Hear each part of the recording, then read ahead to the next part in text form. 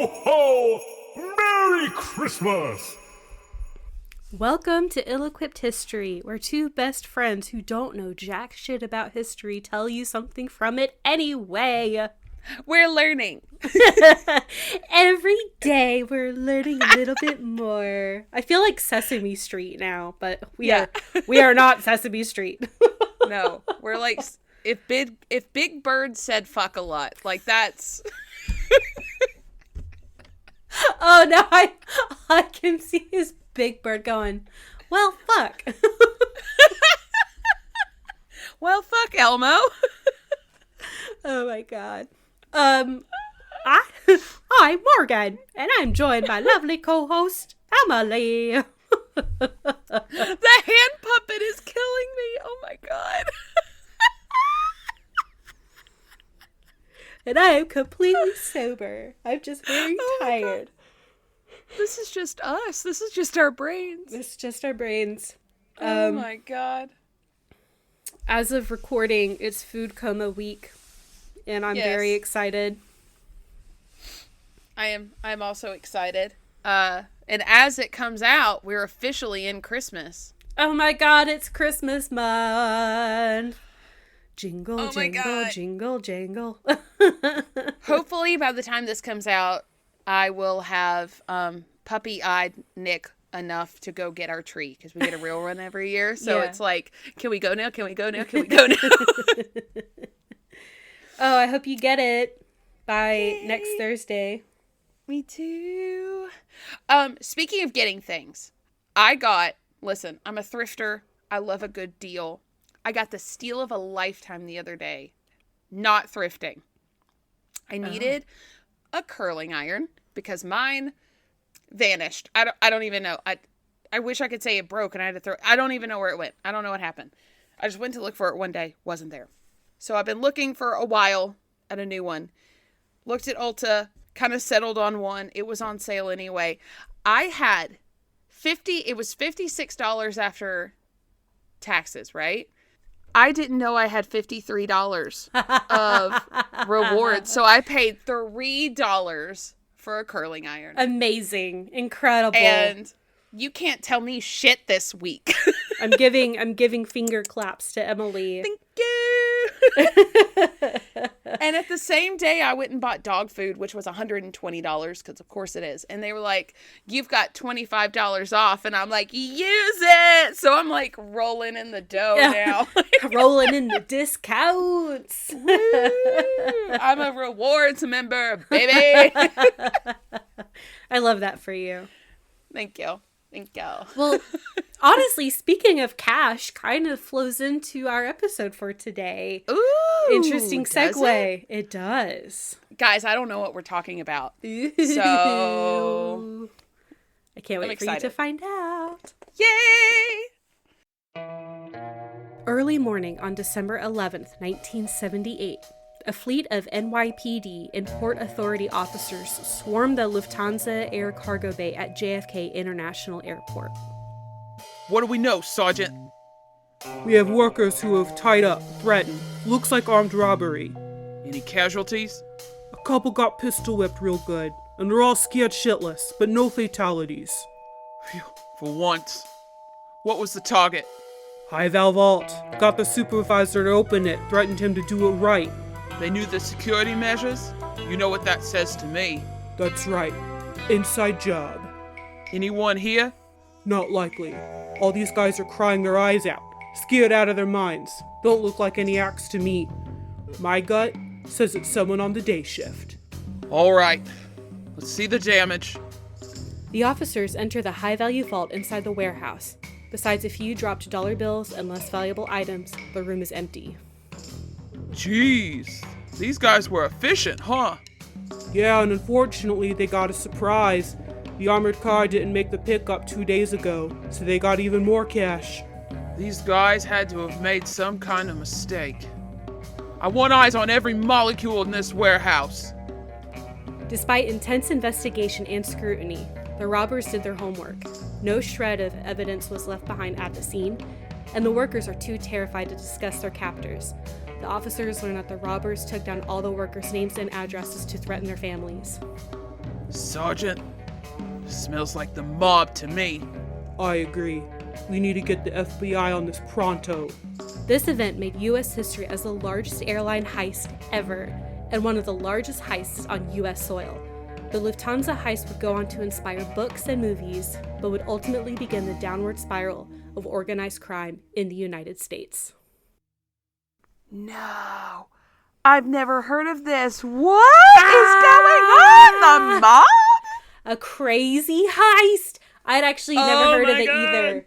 So I realized when I was watching, or when I was researching this, I'd actually seen a video. Forgive my dog barking. There's people over and he's ornery. What I was saying is that I had seen a Netflix special. There's a Netflix show they have about different heists. And I had seen this years ago. And as I was researching this, I was like, this sounds very familiar. And I think they had done like a fictionalized version of this story for like the TV show. Yeah.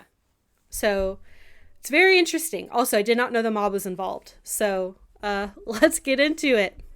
I hate to say it. I love when the mob is involved. I do too. It's so scary. We all know I'm secretly in love with all of them, so it's fine. Well, I got plenty of pictures for you, Em, and most of them are mug shots. So let me see. I don't know why a mugshot gets me going, but when we talk about the mob, we got it. It's court proceedings and mug shots and arrest I'm seeing photos. all these 70s mustaches. I'm loving life right now. I married such a kind man for apparently having a thing for criminals. God, I'm just imagining you as a super country mob wife who's like going in on like a big plan like this. But like, I made cookies, everyone. I made cookies. Y'all want some sweet tea? There's one with arsenic. Don't pick that one. Don't pick that one. Except Bobby, maybe you take that one. Yeah, you take this one. It's extra special. Okay, so the Lufthansa heist. So in the 1970s, New York City was a hotbed for organized crime, as I'm sure we can imagine. Yes. There were 5 main families in New York, and we'll talk about 2.5 of them today.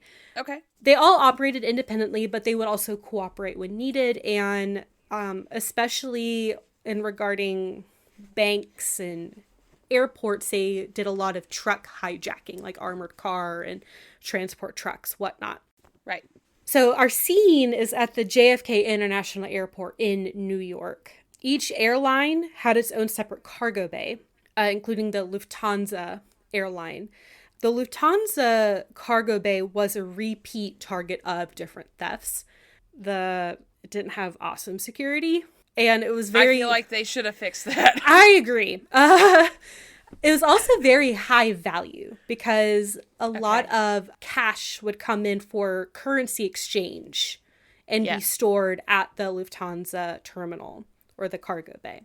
So the Lucchese and the Bonanno families were the big ones that we'll talk about today. And they were fighting for control of the Lufthansa terminal. And the Gambino family did stuff too. Okay. And all 3 of these families would cooperate in some way in regards to this heist, some with more or less involvement than others. So like I said, the Lufthansa terminal had very precious cargo, especially like a lot of cash. Mm-hmm. It had jewelry, it had just high value items, and not great security. Yeah. Which was not a good combo. It was also a massive building. It was 180,000 square feet over 3 floors. Jesus. And the Lufthansa bay was at the very end of the airport complex. So just a lot of things going on. Mm-hmm. Mm-hmm. So in the cargo bay, there was a vault called like a high value vault, and it was called the High Val for short, where high value items would be stored until armored cars could come pick those items up. And this is important so you know like how meticulous this heist had to be. So this vault had 2 separate doors. There was like, and there's 2 rooms. So you have the first door to enter the first like chamber, the first room. And then you have a second door that has the more precious items behind that door. Both doors could not be open at the same time. If both doors were open at the same time, it would set off an alarm. So you had to like open the front door, lock it behind you, and then open the other door. Okay. And then before you left, you had to lock that door, or it would set off an alarm that would alert Port Authority. And also, to get into the first door, you had to have 2 keys that had to be turned at the same time to open the door. Okay. So, again, apologize for my dog. Kyle has people over. He's ancient. And both keys were held by the cargo bay supervisor, whoever was on shift that day or that evening. And if you didn't turn both keys at the same time, it would set off an alarm. So, like, the alarm systems were pretty robust, but the actual, like, manned security was not. So now we're going to get into the players, the people involved in the heist. The first person we're going to talk about is a man named Peter Gruenwald. He worked at the airport, specifically at the Lufthansa cargo bay. And for 24 months, he tracked the comings and goings of airport traffic, cargo, and security. 2 years? 2 years. This guy meticulously plans and tracks everything. And he comes up with a plan to rob the Lufthansa cargo bay. Wow. But he can't do this by himself.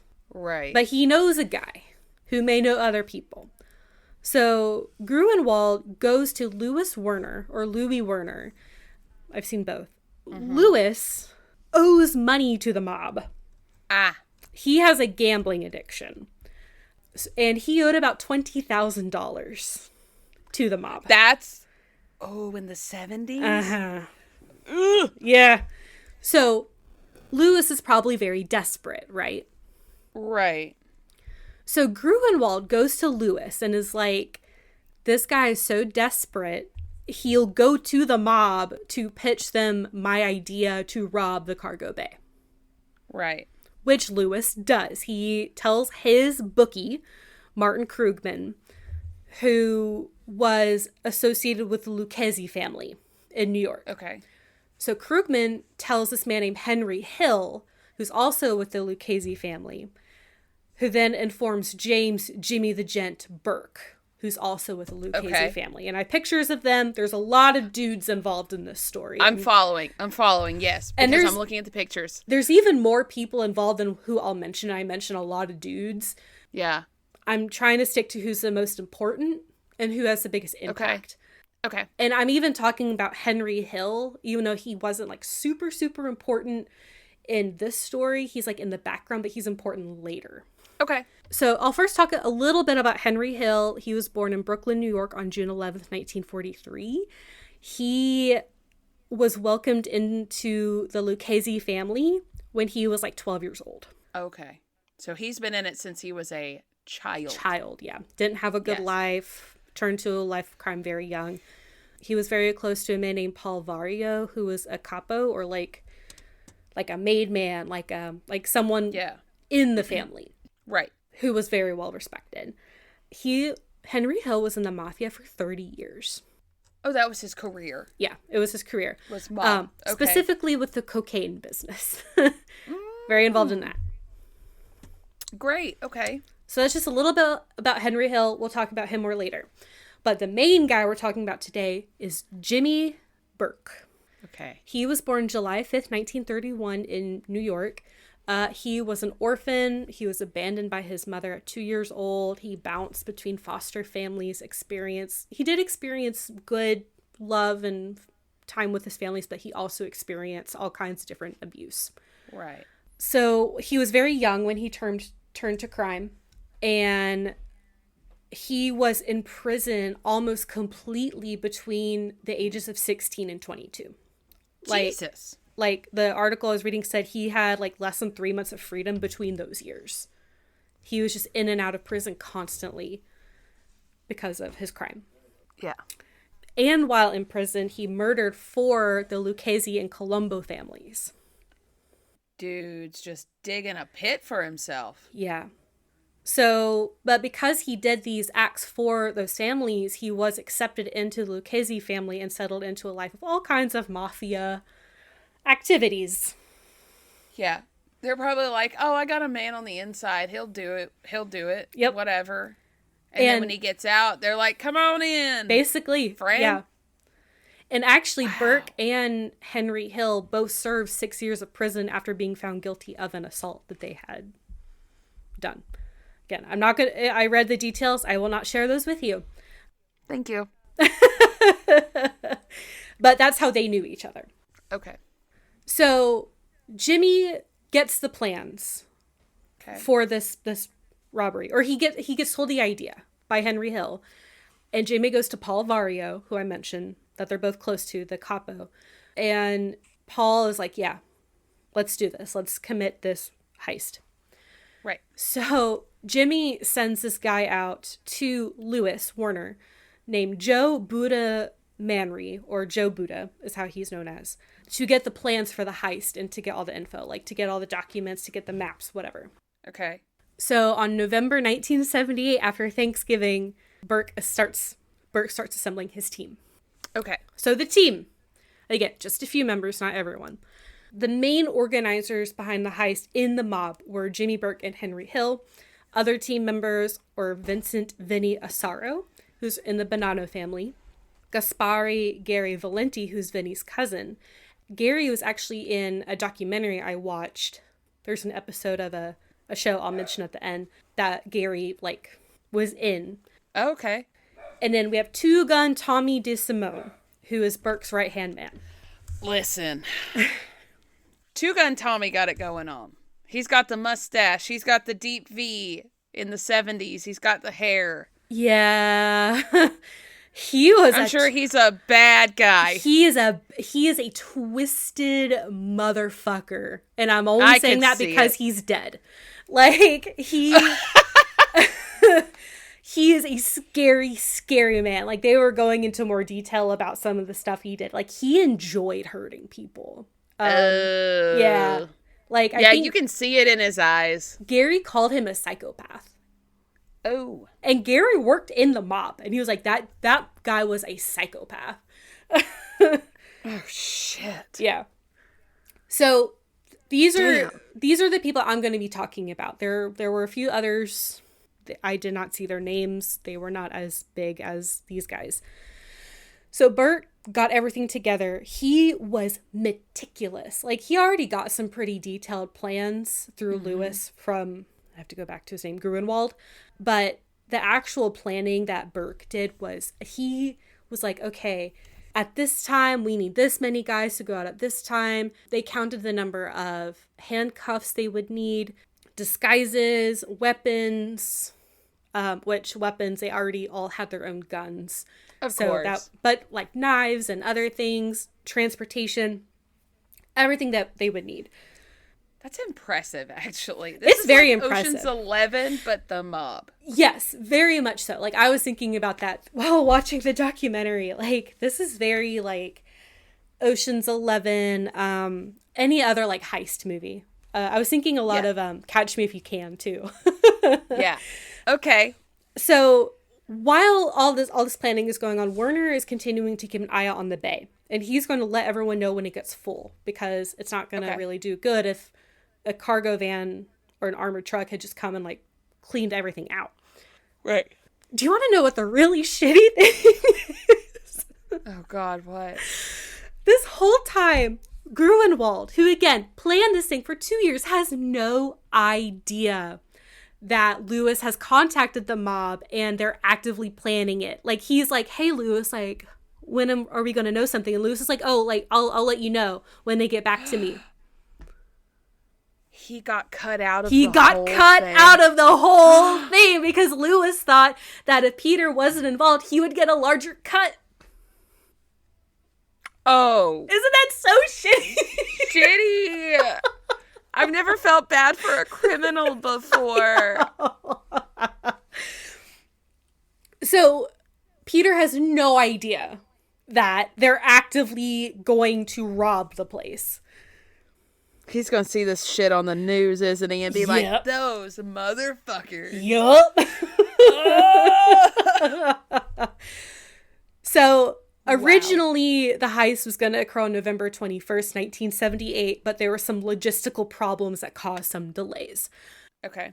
But they continued to like fine tune everything. Again, meticulous. So it was rescheduled for December 9th, 1978. Okay. Ooh, we're coming up on the anniversary of it. I know. I think it's the week after this comes out is the anniversary. Yes, the following Tuesday. So when you're listening to this, it's the next Tuesday. Okay, got it. So Werner, actually, December 11th is the actual day it happened. Okay, So got it's that it. So the Thursday. next week. Got it. Okay. So on December 9th, 1978, Werner calls the team. Louis Werner calls everyone and says, hey, Right. this huge like drop off just came in from Germany with all this cash. Oh, shit. That's untraceable. It's like newly minted, like fresh off the press cash. How do you know that? Like, how do you know that, though? Like, I know you're watching them, like, how do you survey something and know exactly what it is like that? Unless, like, the Germans are very practical. So maybe they were like, this is all unmarked cash ready for the armored car to come get it. It's a box that says unmarked cash. It was all, like, plastic wrapped. Oh, shit. Yeah. It's all, like, literally, like, bundled and, like, plastic wrapped. Huh.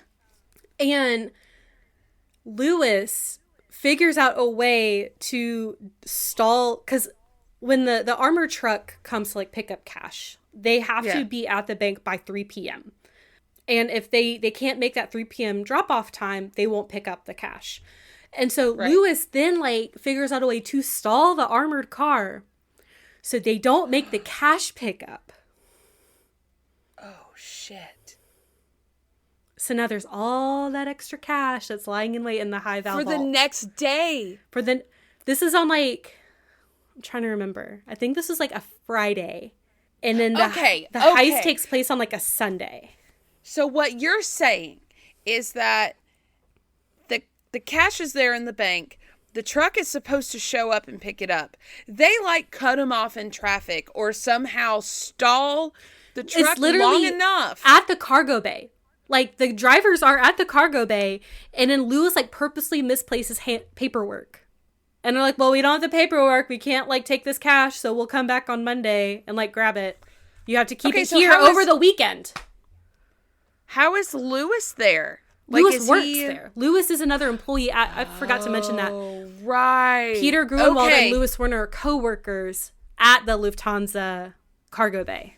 Right. That makes a lot of sense now. I may not have mentioned that. I apologize. If you did, I got excited, so I forgot. Or that's how Louis was able to keep misheard. an eye on the cargo bay. It was because he worked there. He was an employee there. And that's how Grunwald knew Louis. Got it. Okay. This is all coming together. Yes. I love this. Okay. We're back in. Okay. So they get the call on the 9th. The 11th is the night of the heist, December 11th, 1978. A crew of 6 men arrive at the Lufthansa cargo bay at 3 a.m. They're all wearing ski masks. Super scary. Okay. Super scary. I also saw they were wearing disguises, but also they were wearing ski masks, so I don't know how the disguises would work. Maybe they got the disguises just in case. I'm not sure. Anyway, 4 men go inside the building and 2 stay inside the van to be let into the cargo bay. They enter cargo building 261. The workmen were on their lunch break, and they had timed this so the workmen would be on their lunch break. Oh my God. So while Tommy Two Guns led the charge inside, and they had the weapons, and they were telling everyone, get down, get down. Yes. Gary was outside cutting the lock on the cargo bay doors to get the van inside. Okay. And while they're all inside, Tommy and the rest of his guys take everyone's wallets and car keys. They take the car keys so they can't leave, and they take everyone's wallets and they're writing down everyone's names and addresses to say, hey, if you fuck with us, we know who you are and where you live, and we'll come get you. That's terrifying. And in the documentary, they even said, like, a guy will be a hero and sacrifice himself, but no one is going to sacrifice their family. No. Absolutely not. Yeah. So this was a way to make sure no one got brave, I guess. Yeah. So they they tie everyone up. They're threatening to shoot these guys. And Tommy Two Guns, he will shoot a mother. Like he is. Listen, he's a good looking, but he's got that look in his eye that looks like he wants to. He's ready. Begging these guys to give him a reason to kill them. Like, he wants to kill them so bad. Dude, just try some therapy. Spoiler alert. Everyone, all the workers live. I don't know if you needed that. All the workers live. I do need that. Okay. They didn't do shit. I wouldn't say they didn't do, like, people got hurt, but no one died. Okay. And that's fine. They didn't like deserve any of it. So I'm glad they lived. Yes. So what the mob guys didn't know is that the night of the heist, an extra shipment was dropped off at the cargo bay that was unexpected. So there's 2 more employees than they had planned for. Oh. So this is unexpected. And so outside there is another guy that sees the van and sees the guys with ski masks. And he is like, oh shit. Like, what's happening? So he goes running. So Gary, like, takes off after him and, like, pistol whips the poor guy. Aw. And then another guy comes out. His name's Kerry, Kerry, was the first guy. And then another guy comes out named Ralph, and he's also in the documentary. And he sees what's going on. So Gary and the other guy load them into the back of the van. And so shit, how scary is that? I know. And they know they're mob. Like, and so they're literally afraid for their lives. Yeah. Frankie Burke was the other guy. So Frankie Burke was, I think, Jimmy Burke's cousin. So those were the guys outside. But they were able to secure, like, they took those 2 guys inside with all the other workers, secured everyone. Now, the only thing left is to lure out the supervisor of the cargo bay. The guy is in his office, has no idea any of this is going on. Oh, no. Apparently, this guy never left his office. His name is Rudy Eyrich. And they have to lure him out of the office with both of his keys without setting off the silent alarm that's in his office. Because he has an alarm that goes straight to Port Authority. And so they get one of, like, the managers who's in the break room and has him call Rudy and says something like, oh, the Lufthansa team from Germany's on the phone. They need to speak with you. Lure him out. Right. So then they get Rudy and they take him to the vault and they're like, open the doors. And they're like, don't do any funny business because we know, like, how this works. If you try any funny business, these alarms will go off and will kill you. Oh, shit. So Rudy, the documentary said his hands were shaking. Oh. Like leaves. And Tommy Two Guns is in his ear like, calm down, stop shaking your hands. If you don't stop shaking your hands, I'm going to shoot you in the fucking head. Like, just so scary. I can't, poor Rudy. Like, okay, they need a code word. They need a code word for this shit. Like, if this is happening and he doesn't know and he had a button, they needed a code word that was like, and can you bring down the sack of bananas or something? Right. So he knows to, like, hit the button. But the security word, was awful. They had no security guards. Or if they did, like, they were on lunch with everyone else. Oh my God. Who takes security who takes a lunch break all at the same time? Guys. And, like, there was, like, the airport security, but they had timed it to, because, again, the Lufthansa cargo bay is at the very end. So they can, like, time it, especially if security's on a schedule. That's why you got to mix up your schedule, guys. Like, exactly. And this was a code word. Mix up the schedule, code word. Yeah. You need to be like the German ambassador is on the phone. Right. Like, no one's talking to the code word, guys. I know. We're about 57 minutes in. It's about 3:57 right now. Okay. Rudy does open the doors. He does everything correctly. The alarms are not set off. Within just a few minutes, they took 70 pounds of cash and jewelry, fine art. They make off with almost $5 million worth of goods. And untraceable money. In 2022, that's worth over $25 million. And like they were in that vault for just a few minutes. They leave after 81 minutes. So it's like 4:30. It's not even 4:30 yet, and they're gone. They get in the van, they leave. 9 minutes after the thieves leave, the workers do call the police. Okay. So 9 minutes? 9 minutes. It took them that long? They're all tied up. They're all handcuffed and tied up. Oh, shit. They got left tied up. Yeah. What about the two people in the van? They got brought inside. Oh, okay. And poor Carrie was pistol whipped. So he was like concussed probably. But they all lived. That's not thank God. That's not to say that no one dies in this story, because we're about to get into it. Oh, shit. But the workers all lived. They have lingering trauma, but they're fine. Yes. Okay. Got it. So they all go to Gary's house, apparently. Vinny. So the entire time, Vinny and Jimmy are in a chase car or a crash car. So, and the purpose of this car, they sat away. They were not part of the robbery. And their plan was that if the police were following the van, they would intercept and like purposely crash into the police. So the loot got away. But they didn't need that, and they all go to Gary's house in Queens. Okay. So seems like a perfect crime, right? Well, we'll get into it. Oh, shit.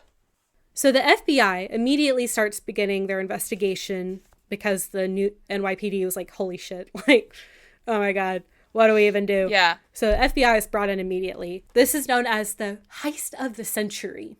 Okay. To this point, this was the biggest robbery on U.S. soil and in airline history. Holy shit. It is front page news. It's like the perfect heist. I mean, so far, because it just seems like there's no security. They basically waltzed in and grabbed it. Yeah. And there was almost no evidence left. Because they all had hats, so they didn't leave behind hair. They all were wearing gloves, so they didn't leave behind fingerprints. Man, the mob's smart. And the FBI was like, we know Burke is behind this. He's been a thorn in our side for years, but they have nothing to pin this crime onto Burke. Shit. And you can't tattle on the mob. You know, they'll find out. So the mafia also forced people to stay silent. They would pay them off, or they would threaten them, whatever. So the FBI was not really able to get very far into their investigation for a couple days. Right. And in a later investigation into the robbery at JFK found that 16 cargo bays at JFK had almost no security. Oh my God. 16? Yeah. And it's been robbed before? Yeah. Oh, it was being robbed all What? the time. It was mostly like trucks coming like from JFK were being robbed, but cargo bays had been robbed too. I don't know. I guess it was because this was such a large haul. People are like, oh, let's finally do something about it now. I don't know. God. This is baffling. Okay, now we're going to get into the bit rougher part. Okay. Trigger warning, mafia, I guess. Okay. Yeah. So Jimmy Burke tells Parnell Stacks Edwards, who is like a runner for them, to get rid of the van. They like know a guy like who he was like part of the. He's not really mentioned, but he's in the Gambino family, and he like knows them, and he knew of the heist.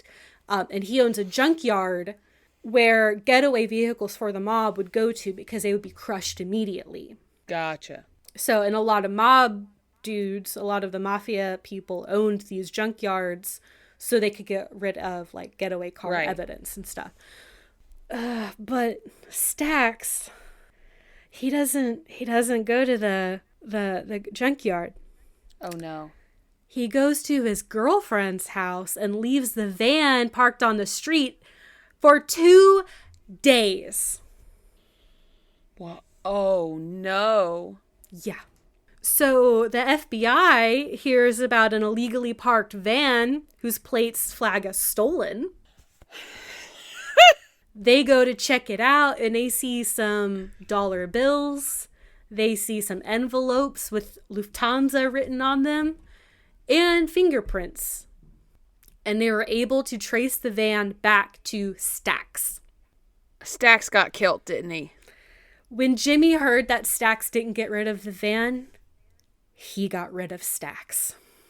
Oh, shit. Apparently, Tommy Two Guns did the honor in his apartment. So by the time the NYPD had tracked down Stax, he was found dead in his apartment. Shit. Guys, don't join the mob. No, don't do it. It is not good for your health. Over time, more bodies or more people start disappearing. Oh, no. Remember Krugman, the bookie that Louis Werner went to he was like the gambling bookie, part of the Lucchese family. He started saying that he needed a bigger cut. Oh. He was never seen again. Damn. And apparently Burke ordered a hit on Werner. Werner lived, so I don't know where that went. But we'll talk about Werner in just a little bit. So after the crime, Peter Gruenwald goes to try to flee the country. And he's arrested. Oh my God. So he actually tells the police he came up with the plan, but he was not a participant. Oh, shit. It was actually Werner who contacted the mob. So he tells the police about Louis Werner. Werner isn't arrested. But it takes until like 1970. Well, it was like December of 1978. So I think it's like January of 1979. Louis Werner is arrested. Okay. He goes to trial. He's sentenced to 15 years in prison. Louis Werner was the only person who was actually convicted in connection to this heist. No. What? Yeah. Because every time the FBI would go to question someone, they wound up dead. Were dead? Oh, shit. 7 months after the heist, 9 people were dead who were either at the heist, had laundered money from the heist, or were just in the wrong place at the wrong time. Oh, my God. Some of the crew actually began to track, like, Burke told some of his crew, like, don't do this, but some of them started, like, buying expensive things and throwing crazy parties and, like, attracting a lot of attention. So he started killing people he thought would trace the crime back to him. So after Werner was convicted, Burke actually went after this guy named Louis Roast Beef Cafora. What are these names? I know, right? So Louis Cafora was laundering money for the mob, and his wife was in on the deal. So Cafora had told his wife about the heist, bought her a new custom pink Cadillac, and they were driving it around JFK Airport. Oh, jeez. Their bodies were never found. Oh, shit. Joe Buda, who was also in on the heist, was found in a car with a guy named Robert McMahon, who's also in the mob. They were dead. Oh, my God. And then another guy named Paolo Licastri, who was, like, he was with the Gambino family, who ensured that they got a cut. He was found in a trash heap. Oh, my God. And then, again, I'm not going to go into details, but there were 3 people named Richard Eaton, Tom Monteleone, and Teresa Ferrara were accused of skimming the money that they had laundered. And I think Teresa was like a mistress of someone who was also like getting a cut. They all died.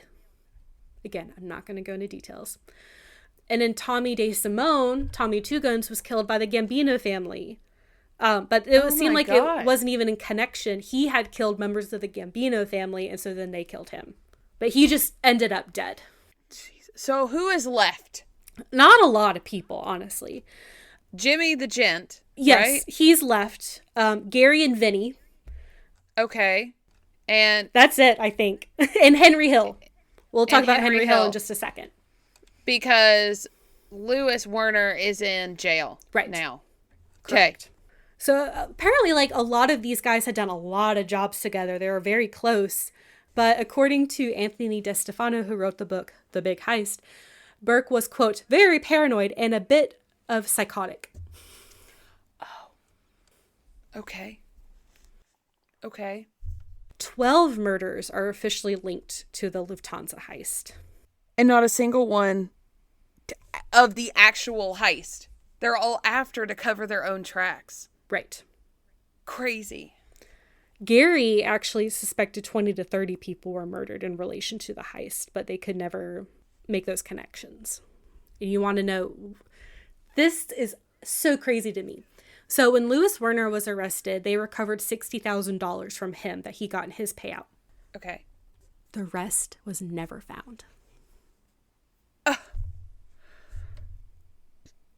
How much, like none of it was found? Like the just that jewelry, 60,000. Not the cash, not the art. None of it was recovered.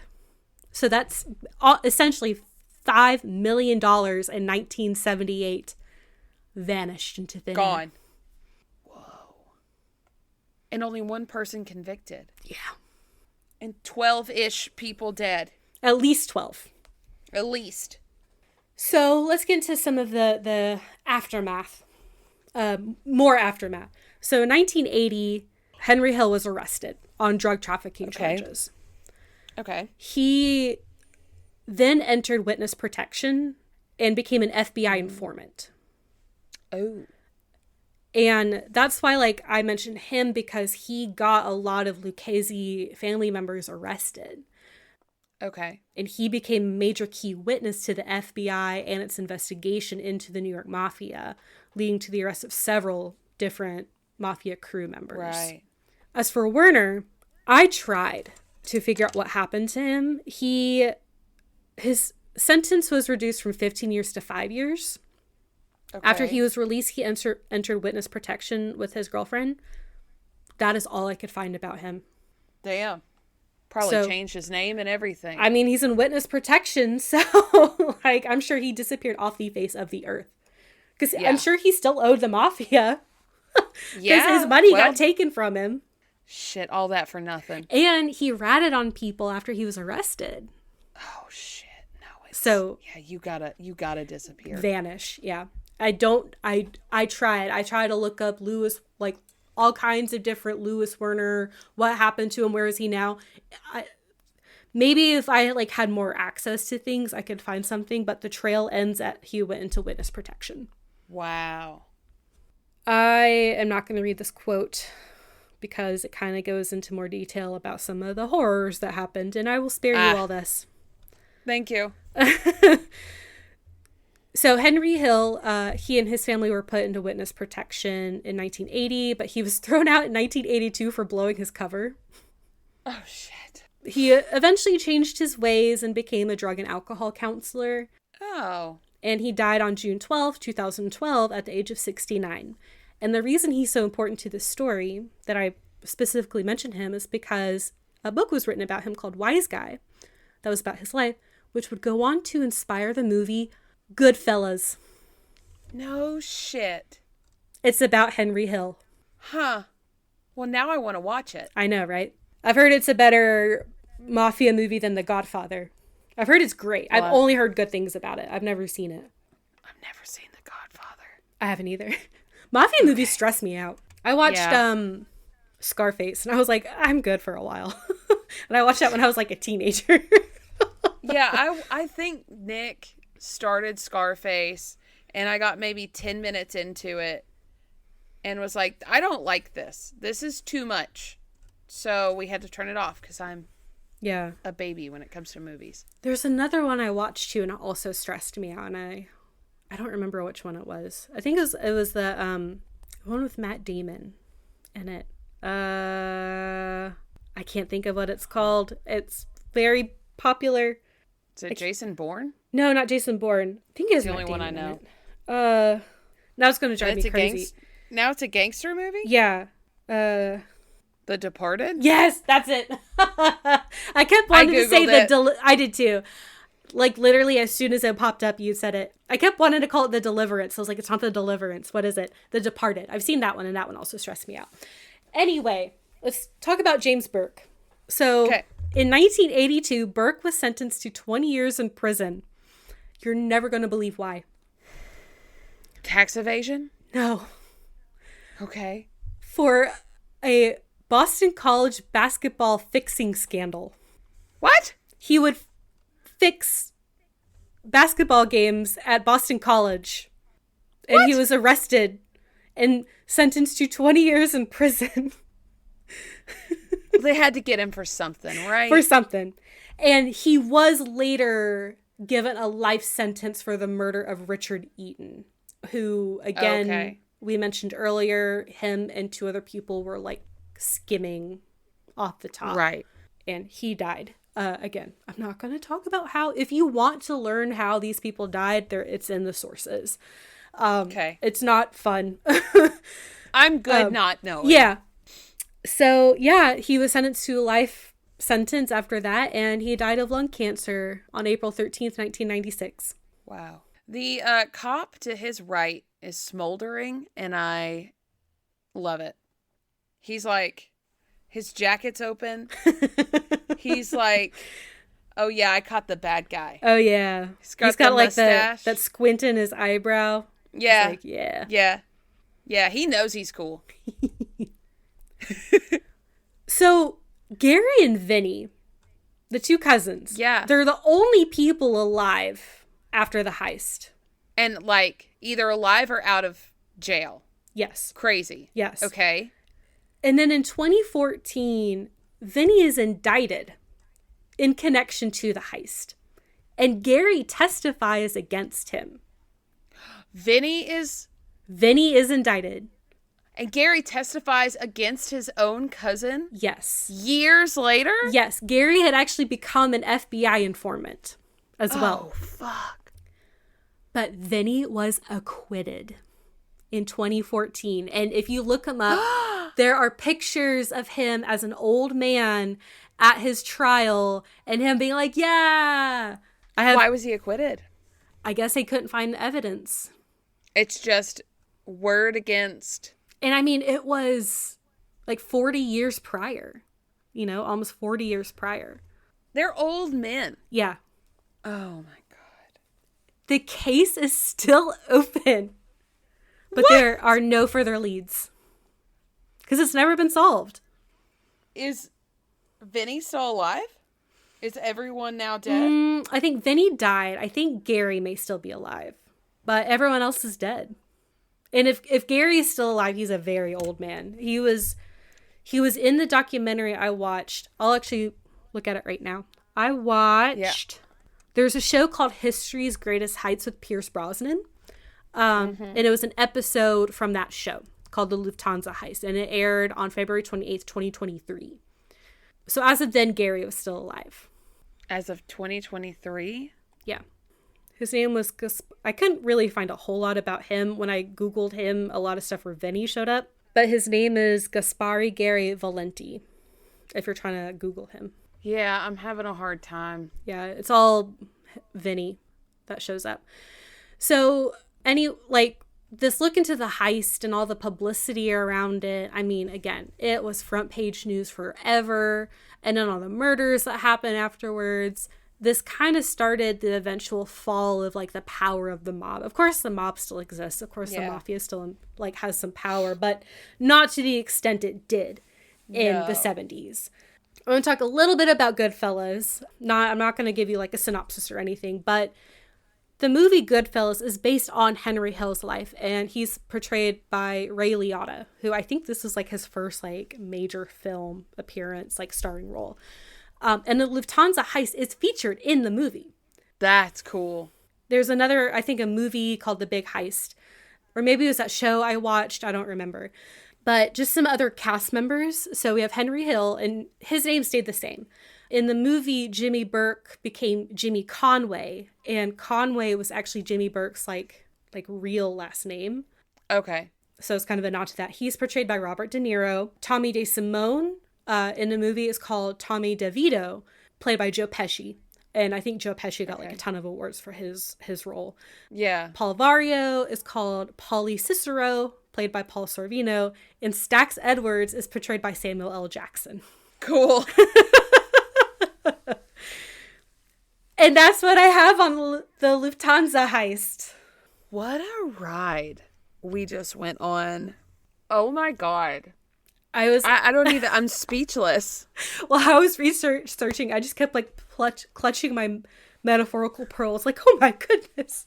Oh my God. The mob. So scary. Blows my mind. We would never survive the mob. Oh God, no. I would cry. I'd make an oopsie doodle and get shot so fast. I would laugh when I wasn't supposed to laugh, and I would immediately be slaughtered. Like, yeah. Just, I mean, at the most, I could be a mob wife, but I couldn't be involved in anything. Just, I'll be home, I guess. You'll like bake poison into your cookies, and that's about as far as you go. Just, and you gotta come get it. I'm not going out there. Hell no. You're gonna need a cookie runner. It's scary out there. I don't. Yeah. So this is really fun to research. Check out that show. It was really interesting. There's a lot I had to cut out, of course. They go into a lot more detail about like the different guys in it, and more detail about the actual like heist night, and also I try to look up crime scene photos, like, because again, no one died. I was trying to find like anything of the vault. Where I said the only crime scene photo I could find, it is the only. I searched like 10 different websites. I used the maximum knowledge I do with Google. That was the only one I could find of the actual cargo bay crime scene. Wow. And it's just cops in like a hallway kind of thing. With like, it looks like mailboxes behind them. It's not a vault. Puffer jacket. No. I love the puffer vest. I like the puffer vest. The guy with the sideburns. And everyone's looking very serious. The puffer vest guy's pointing at what we don't know. But probably the vault that we cannot see. Yeah. They're all very mad about it. Yeah, they look very serious. Fair. So yeah. This is great. Thank you for this. You're welcome. It was so funny when you mentioned that you're recovering another sunken ship. I was like, okay, I don't have any ideas. What's old trusty? A heist. Heist is good. A heist. Here we go.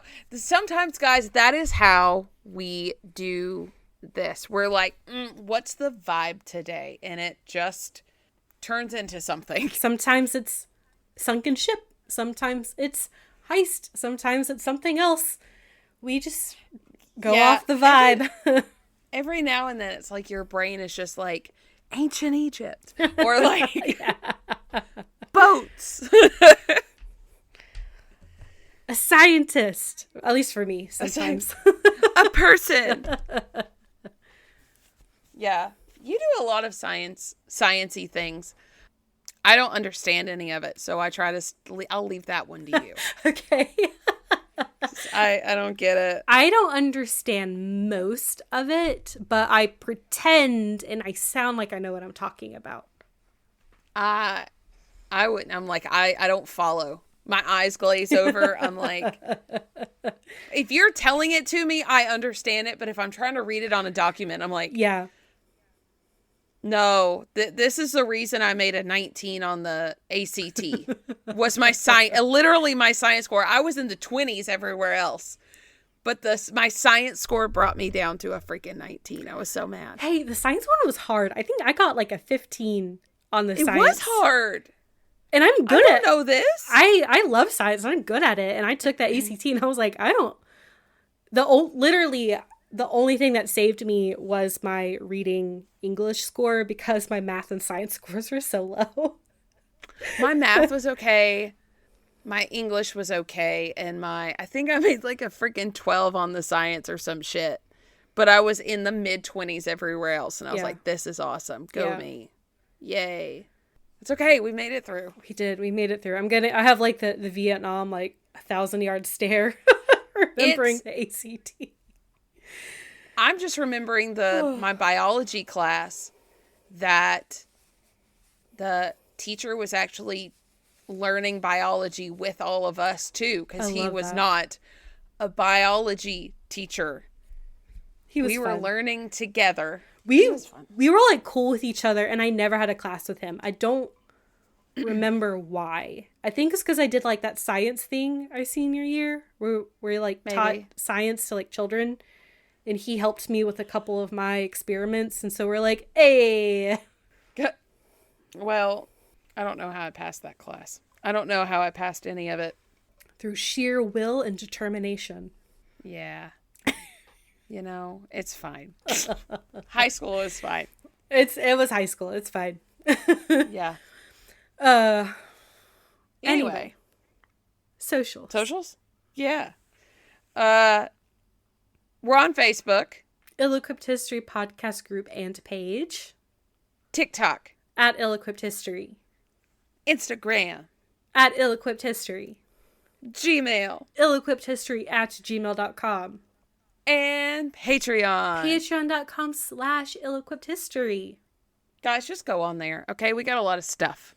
We do. Got a lot of stuff you'll like. So go.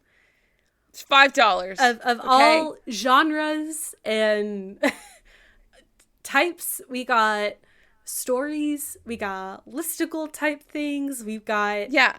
We got like the Diana. Yeah. Princess Diana one. We'll cry again if we think about it. All sorts of stuff. So hop in there. And guys, I don't really even know what to say about this episode. Don't join the mob. Don't rob airport terminals, and don't join the mob. And if you join the mob, don't do big heists like this, because apparently everyone dies. Oh, yeah. Oof. Look into those articles I've linked in the show notes at your own risk, because some of them do go into detail about how some of these people died, and it was awful. So just be aware. I selfishly am glad Morgan took the trauma instead of me. So, yeah. I will not scar you all this holiday season. It's a happy time. Yes. So if, like in normal ill-equipped history fashion, we're going to talk about the most depressing things. Last week, 29 people died. Yeah. In a boat shipwreck. And this week, half of that amount of people still died. Yes. Of the mob. And maybe more. Who knows? No one will probably ever know. It was the same time, like era. Yeah, it was in the 70s, right? 78? This was 78. No, it was 75 because this is the 50th anniversary. Okay. So it was 1975. It was just a few years after this. Jeez. Wild. Whoa. So much death in just a very short time. Melted. We did brain meld. Death in the 70s apparently was the topic for... Well, there was so much cocaine happening. Oh, geez. Henry Hill knows. Henry Hill knows a lot. We promise to try to be happier next week. Fingers crossed. We haven't picked what we're talking about yet, so if we lied, we're sorry. I do know what my next topic will be. Oh, you do? And it is a happier topic. Mine is, at least. Oh, thank well, God. for the most part. I need to pick. There's some sad parts to it, but overall it's a happy story. Do you know what is happy though? This month's bonus episode is all about I know we're rambling now, but it's all about heartwarming stories because of the month of December. So that's going to come out, if you're listening to this the day it comes out, tomorrow. Yes. So we promise we'll be happy there. Yeah. I was actually researching some of the stories, and I was getting like goosebumps from the happy emotions that I felt. Shy and I were finding these, and we were like, oh. And I was telling Kyle about some of them. He was like, so cute. I was like, I don't know if cute is the right word, but yes. It makes you, these are stories that are going to make you feel good about humanity. Yes. And that. Yes. So if you need a little bit of holiday cheer in the good of humanity, sign up for our Patreon and check out our bonus episode. Do it. Do it, do it, do it. Okay, bye. Ho, ho, ho! Merry Merry Christmas!